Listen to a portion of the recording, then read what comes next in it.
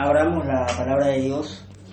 Estamos haciendo una serie de estudios y de predicaciones sobre Efesios capítulo 6, versículos del 10 al 19. Y hemos analizado algunos aspectos de la armadura de Dios. Y lo que vamos a hacer ahora es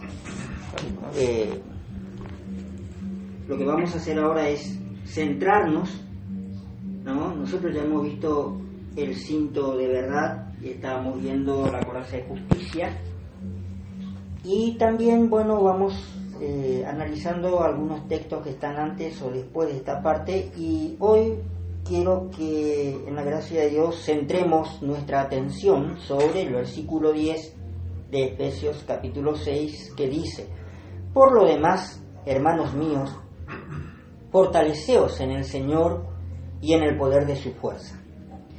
Entonces, para ubicarnos, lo que este versículo está diciendo es que toda la exposición de la palabra de Dios, que arranca desde el capítulo 1 hasta esta porción del capítulo 6, versículo 9, según cómo está dividida la escritura actualmente, constituyen, por así decirlo, una base doctrinal, y luego se presenta una base práctica en cuanto a lo que el Señor requiere que sea la vida del creyente sobre esta tierra.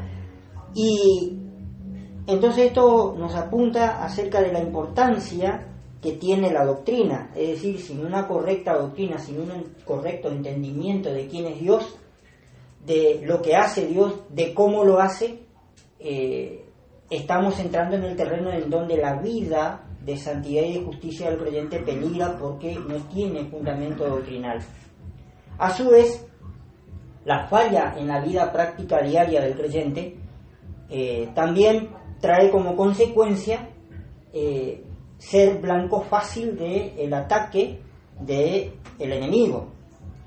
Y entonces, una de las cosas que yo no recuerdo si lo dije aquí, pero lo voy a volver a repetir, es que el ataque del diablo a través de sus ángeles, o sea, de los malos espíritus, de los ángeles caídos, no es una posibilidad cierta en la vida del creyente.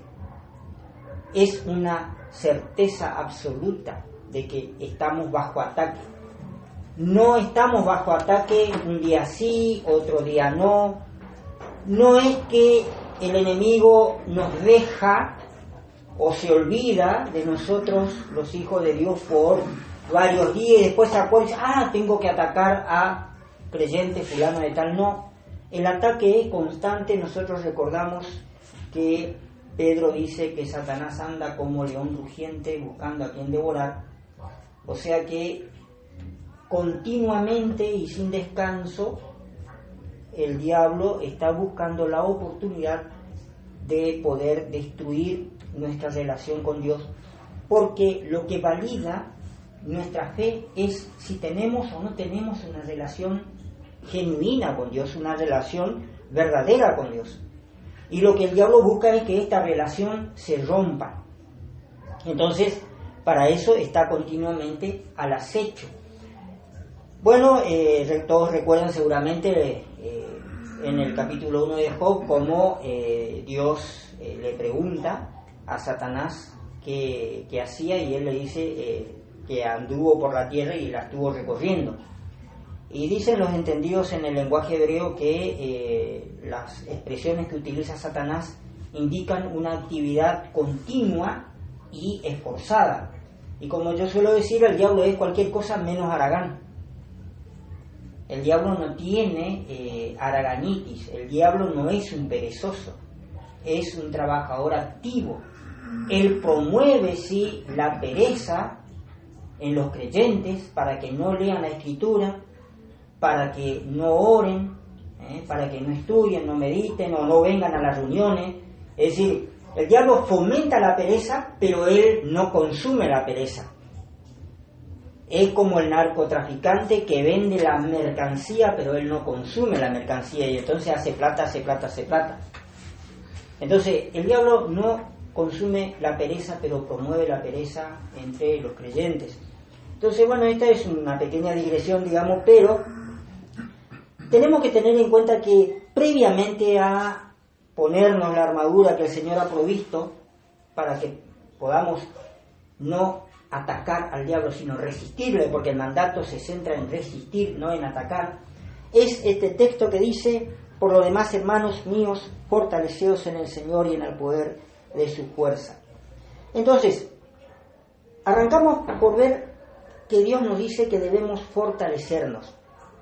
Y ustedes saben que nosotros leemos de fortaleceos, y aunque nuestro manejo del castellano no sea muy elevado, todos entendemos que es un mandato, digamos, es algo que hay que hacer. Lo que se nos escapa, porque es de alguna manera complejo, digamos, volcarlo a la escritura, es que el verbo griego original, digamos, en el griego original del Nuevo Testamento, está en voz pasiva. O sea, no es que yo tengo que fortalecerme como quien va a un gimnasio, digamos, y empieza a darle a las pesas y hacer todo para aumentar el volumen de sus músculos y ser más fuerte. No, la idea no es esta. La idea que la palabra de Dios nos dice es que nosotros debemos dejarnos fortalecer por el Señor. O sea, una manera de hacer entender el concepto es permitan o dejen que el Señor los fortalezca. O sea que este fortalecimiento en el poder de Dios no es algo que nosotros tenemos que hacer para Dios, sino es algo que tenemos que dejar que Dios haga en nosotros. Por eso el verbo en el texto original está en pasivo. Pasivo quiere decir que uno recibe la acción, o sea, yo recibo de parte de Dios su fuerza. Pero lo que me está diciendo la palabra de Dios es que yo debo permitir esto. Tengo que dejar que Dios haga esto. Así que es de suma importancia entender que esto es algo que nosotros debemos permitirle al Señor que haga. Y entonces es un mandato, un imperativo que debemos obedecer, pero es algo que Dios va a hacer en nosotros. Entonces, así, nosotros debemos permitir que el Señor haga su obra de fortalecernos, y eso es que dejemos que Dios nos llene con su capacidad de realizar lo que solo Él puede realizar. ¿Por qué necesitamos ser fortalecidos por Dios? Porque lo que tenemos que hacer solo Dios lo puede hacer. Solo el poder de Dios lo puede hacer. No lo puede hacer la voluntad humana, no lo puede hacer la fuerza física humana, tampoco la fuerza mental o intelectual humana puede hacer lo que Dios quiere que hagamos. El poder o la fuerza humana no puede vivir una vida santa, ni justa, ni consagrada a Dios. El poder humano tampoco puede resistir al diablo. La inteligencia humana tampoco puede desentrañar las trampas del diablo. ¿Por qué? Porque solamente el poder de Dios puede enfrentar al diablo, y por eso nosotros necesitamos el poder de Dios. Cuando dice en el texto, seguramente lo voy a poder repetir, ¿no es cierto? En el 11 dice, por ejemplo, que nuestro problema es estar firme contra las acechanzas del diablo. Acechanza, la palabra es una palabra griega de la cual viene nuestro castellano método, y suena prácticamente igual. De otra forma de expresarlo es que el diablo tiene estrategias, métodos, es decir, él arma un plan inteligente adaptado a las necesidades, debilidades y habilidades de cada creyente. Entonces, tiene un informe completo de lo que yo soy, de cómo soy, de lo fuerte y lo débil que hay en mí, y en base a ese informe que tiene el diablo, digamos, a través de su hueste, él elabora una estrategia que me va a hacer caer a mí en particular. Y para cada uno de los creyentes, el diablo tiene un método específico de ataque dependiendo del carácter o temperamento de cada creyente. Además, el diablo no tiene que preocuparse por todos y cada uno de los habitantes de esta tierra. ¿Por qué? Bueno, porque a él lo que le preocupa y le molesta son los hijos de Dios, que somos, en relación a los incrédulos, una manada pequeña. O sea, hay cualquier cantidad de incrédulos y los creyentes somos muy pocos, de manera que él puede concentrar las huestes espirituales en nuestra contra, porque no necesita controlar a la persona que ya es drogadicta, que es alcohólica, que es violento, que es ladrón, que es estafador y que vive una vida de pecado a espalda de Dios. No es problema ni amenaza para el diablo, pero sí nosotros los creyentes, y entonces él concentra su atención en nosotros. En virtud de esto, tenemos que tratar de entender entonces qué es esto, ¿no? ¿Cómo se hace esto de dejar que Dios nos fortalezca? ¿Y qué es esto de que sea un mandato y algo que nosotros tenemos que dejar que Dios haga, permitir que Dios haga? No es algo que nosotros tenemos que esforzarnos para alcanzar, sino es algo que Dios nos tiene que otorgar. Tenemos, por ejemplo, en Segunda de Crónicas 20:17, vamos a leer unos versículos que nos ayuden a tener un concepto lo más acertado posible. Leemos lo siguiente en Segunda de Crónicas, versículo 17. No habrá para que peleéis vosotros en este caso. Paraos, estad quietos y ved la salvación de Jehová con vosotros, oh Judá y Jerusalén. No temáis ni desmayéis, salid mañana contra ellos, porque Jehová estará con vosotros. Fíjense que en este episodio en particular de la historia del pueblo de Judá, del reino del sur, ellos debían estar quietos y ver cómo Dios iba a otorgarles la victoria por medio de su poder. Tenemos otra porción que está en Salmos, el libro de los Salmos, el capítulo 46, el Salmo número 46. Vamos a leer, fíjense, el versículo 10 de este Salmo dice: Estad quietos y conoced que yo soy Dios. Seré exaltado entre las naciones, enaltecido seré en la tierra. Y miren los primeros 3 versículos de este Salmo, dice: Dios es nuestro amparo y fortaleza, nuestro pronto auxilio en las tribulaciones. Por tanto, no temeremos aunque la tierra sea removida y se traspasen los montes al corazón del mar, aunque bramen y se turben sus aguas y tiemblen los montes a causa de su braveza. Otra vez el concepto es estar quietos. Es decir, uno pensaría que el conocimiento de Dios es una actividad a la cual hay que consagrarse, digamos, uno tiene que hacer algo. No es errado, no es erróneo pensar que conocer a Dios es una actividad que debemos llevar adelante, está bien, pero la actitud que tiene que haber en nuestro corazón es esa quietud de estar en reposo, quietos para recibir de Dios ese conocimiento.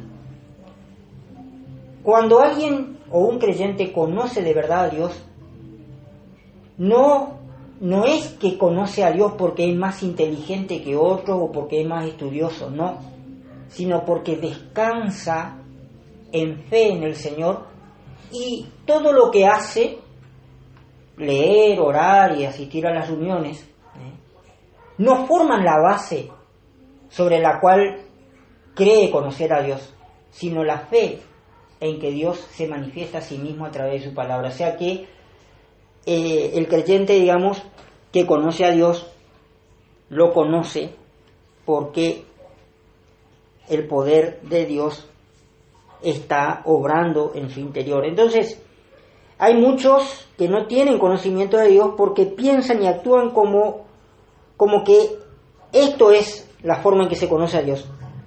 En realidad, algunos creen que conocer a Dios es conocer teología, por decirlo así. que es una cosa donde uno estudia mucho y así conoce a Dios. Yo estudio mucho la Biblia y conozco a Dios. Estudiar la Biblia es mandato de Dios y es correcto hacerlo. Pero si yo conozco la Biblia y conozco todo, pero no experimento el poder de Dios en mi vida, según los versículos que acabamos de leer, no le conozco a Dios.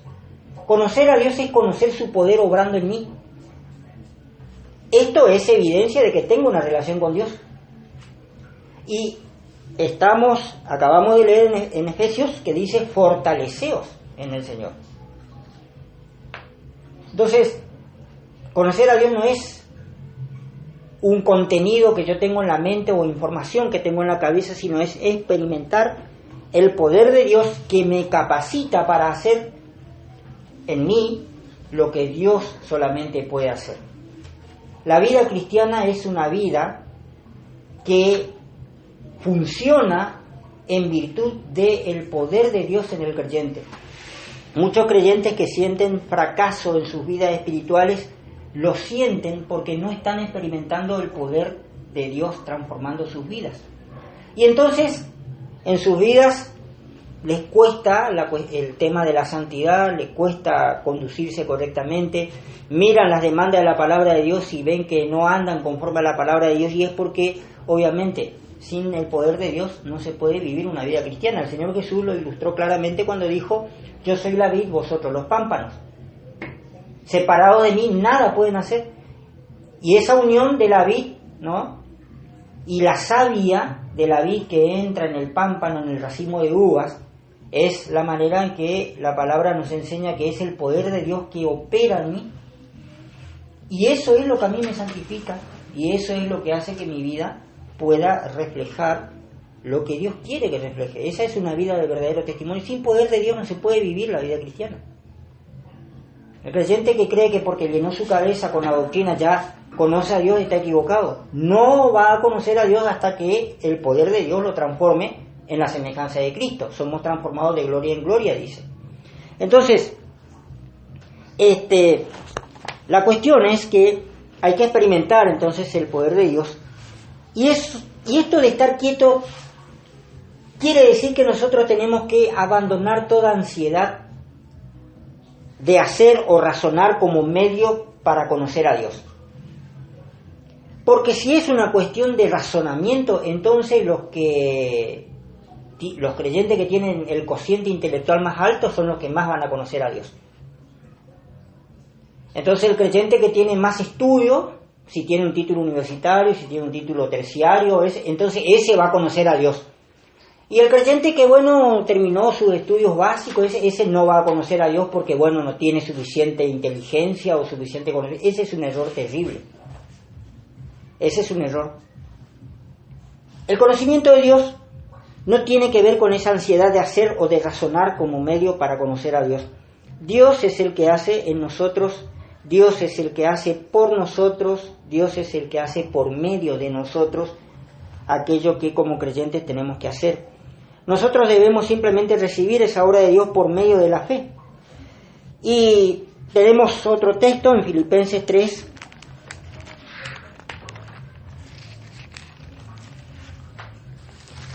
El capítulo 3 de Filipenses, tenemos los versículos 8, dice: y ciertamente, dice, aún estimo todas las cosas como pérdida por la excelencia del conocimiento de Cristo Jesús, mi Señor, por amor del cual lo he perdido todo y lo tengo por basura para ganar a Cristo. Y ser hallado en Él, no teniendo mi propia justicia, que es por la ley, sino la que es por la fe de Cristo, la justicia que es de Dios por la fe, a fin de ¿qué? A fin de conocerle y el poder de su resurrección y la participación de sus padecimientos, llegando a ser semejante a Él en su muerte. Otra vez tenemos la conjunción de el poder de Dios y el conocimiento de Dios. Si yo no experimento el poder de Dios en mi vida, no conozco a Dios, por más que mi cabeza esté llena de doctrina. Porque el conocimiento de Dios se trasunta en una vida santa, una vida que está consagrada a Dios. Y entonces, cuando esta porción, este versículo 10 de Efesios 6 que leímos, que dice que debemos fortalecernos, y que está en voz pasiva y que se puede traducir más exactamente, déjense fortalecer por Dios. ¿Cómo se hace esto, digamos? ¿Cómo se entiende? Porque desde el punto de vista del físico, bueno, una persona quiere aumentar la masa muscular y va a un gimnasio y hace pesas y hace toda una serie de actividades. Pero no es así como se consigue la fuerza en la vida espiritual, porque esto es una cosa que Dios hace. Pero entonces nosotros, ¿qué hacemos? ¿Cuál es nuestra parte? Hay dos cosas que yo creo que hacen que el creyente no experimente que tiene una relación con Dios, una relación genuina. Creo que hay dos cosas que hacen que el creyente, cuando se levanta a la mañana, se levanta como desconectado de Dios, digamos. Y creo que estas dos cosas hacen que el creyente viva todo su día diario, con la sensación de que está lejos de Dios y de que no. Y entonces le cuesta leer la Biblia, le cuesta orar, y siente que tiene que hacer un esfuerzo para estar en comunión con Dios, y entonces son dos cosas los que produce todo esto en la vida de un creyente. Y lo vamos a ilustrar de la siguiente manera. Ya hemos dicho que no recibir el poder de Dios es no conocer a Dios. Sería solamente conocimiento mental, como quien estudia matemáticas. Ahora,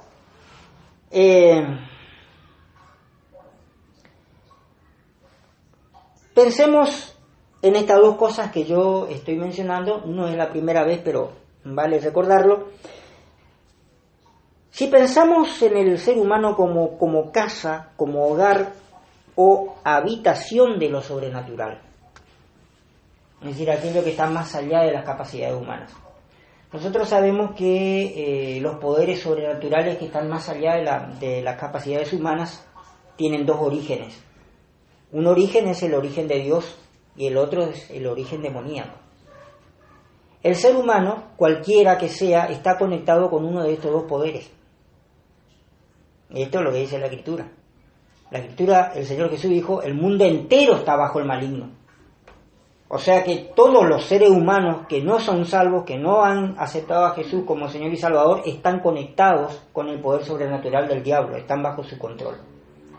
Pero los creyentes, los que hemos recibido a Cristo Jesús, los que tenemos la vida eterna, estamos conectados con el poder sobrenatural que proviene de Dios. Ahora bien, ustedes recuerdan seguramente al Señor Jesús cuando habla, ¿no es cierto?, en Mateo capítulo 12, lo voy a leer porque es todos conocemos en realidad el pasaje, pero dice Mateo 12:43, cuando el espíritu inmundo sale del hombre, anda por lugares secos buscando reposo y no lo halla. Entonces dice, volveré a mi casa de donde salí, y cuando llega la halla desocupada, barrida y adornada.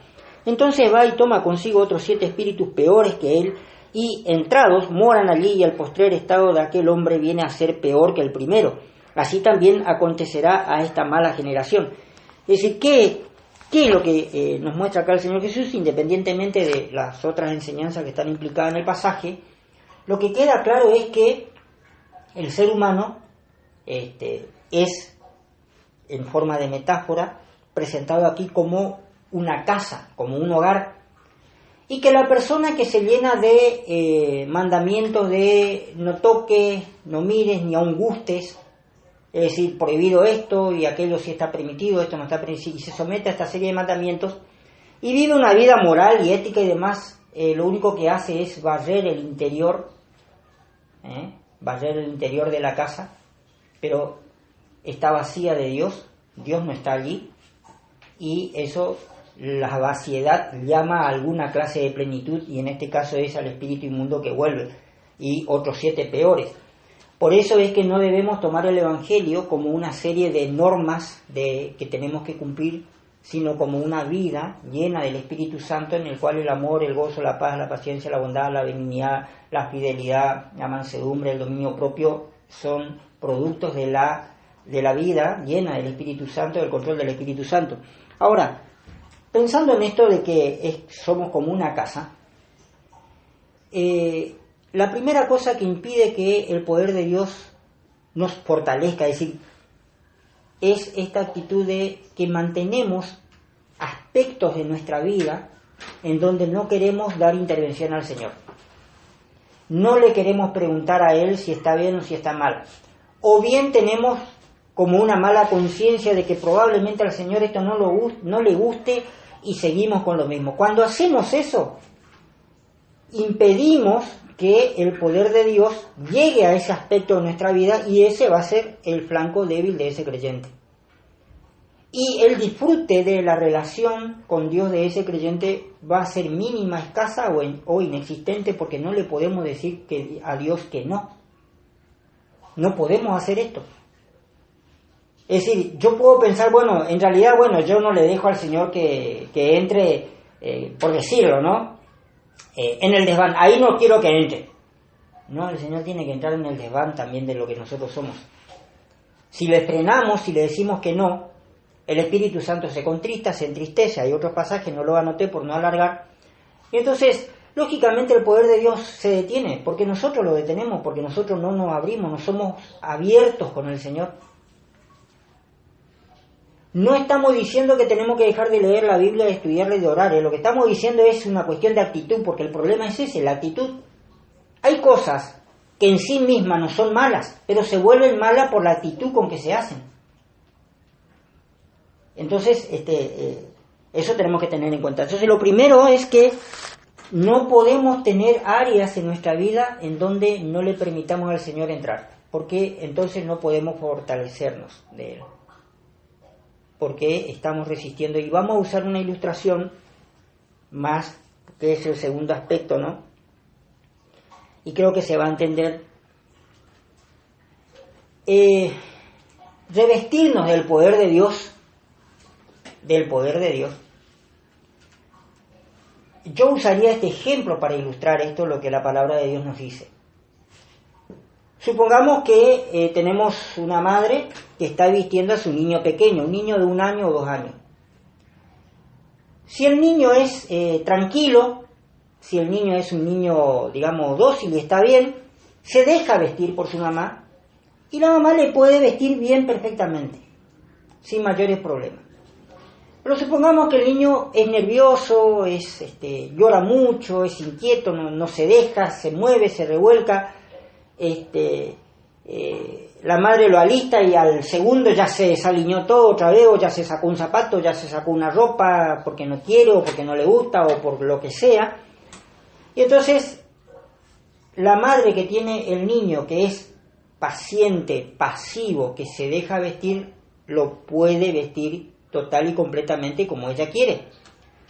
Pero el niño que es revoltoso y no se deja, la madre hace todo lo que puede, pero nunca llega a prepararlo bien, correctamente, porque el niño no se deja. Y una vez que la madre logró, a lo mejor al segundito nomás ya está totalmente desaliñado de vuelta, porque yo he conocido niños así, se sacan la ropa porque no les gusta o porque quieren nomás. Bueno, los creyentes somos exactamente lo mismo. Hay creyentes que son pasivos en la mano del Señor, en el sentido de que dejan que el Señor intervenga en sus vidas, en sus mentes, en sus corazones, y se dejan revestir de su poder. Pero hay otros creyentes que no lo dejan, que no se quedan quietos, que no son pacientes, sino que están moviéndose, revolcándose y siempre tratando de andar con agachadas delante del Señor, que es lo peor que podemos hacer, porque eso destruye nuestra confianza en Él. Y no porque desconfiemos de Él, sino porque sabemos que estamos mal, y como dice nuestro dicho acá, tenemos cola de paja, es decir, tenemos mala conciencia, y entonces lógicamente con mala conciencia ya no podemos andar en fe, y todo lo que no es de fe es pecado, dice un versículo por ahí. Entonces, esto de fortalecernos en el Señor es permitirle que el Señor haga en nosotros lo que Él quiera. En este caso en particular estamos hablando de recibir su poder, porque Él quiere darnos ese poder, y nosotros no vamos a lograr el poder de Dios ni con nuestro razonamiento, ni con nuestra fuerza, sino con nuestra actitud de estar quietos, de estar confiados en que Él está haciendo la obra en nuestras vidas, porque es un acto de fe y nos estamos entregando. Dice, presentaos vosotros como sacrificio vivo delante de Dios, que es vuestro culto racional. No estamos hablando de que no tenemos que pensar nada, no estamos hablando de eso, lo que estamos hablando es una cuestión de actitud. Y esto de presentarnos como ofrenda a Dios, la ofrenda, lo que está haciendo Dios por medio del apóstol Pablo es utilizar la figura de las ofrendas que se entregaban a Dios en el Antiguo Testamento. Estas ofrendas debían ser completamente quemadas, todo, no tenía que quedar nada. Lo que no se comía se quemaba. ¿Y eso qué significa? Eso significa que nada de esa ofrenda debía de escapar a la acción de Dios. Eso significa que nada que tenga que ver conmigo tiene que quedar fuera de la acción con Dios. Es decir, todo mi cuerpo, todo mi ser, todo lo que yo soy está entregado a Dios. Y debe ser completamente, entre comillas, ¿no?, consumido por el fuego del Espíritu Santo de Dios para que mi vida refleje a Cristo, que es el objetivo que nosotros tenemos. Y que manifestemos el fruto del Espíritu, que ya hemos dicho. Bueno, íbamos a utilizar otro pasaje de la Escritura, pero lo vamos a ver el próximo domingo, sobre este tema de permitir que el Señor nos llene con su poder, que nos fortalezca. Pero hoy no lo vamos a ver, lo vamos a dejar por acá. El Señor les bendiga.